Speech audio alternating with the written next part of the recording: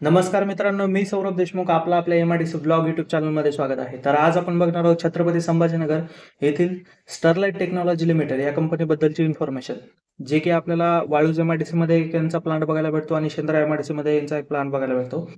हे जे आहे optical fibre cables, joint closure, network cable, optical fibre cables, glass performance, broadband, accessories network हे यांचे प्रोडक्शन आहे.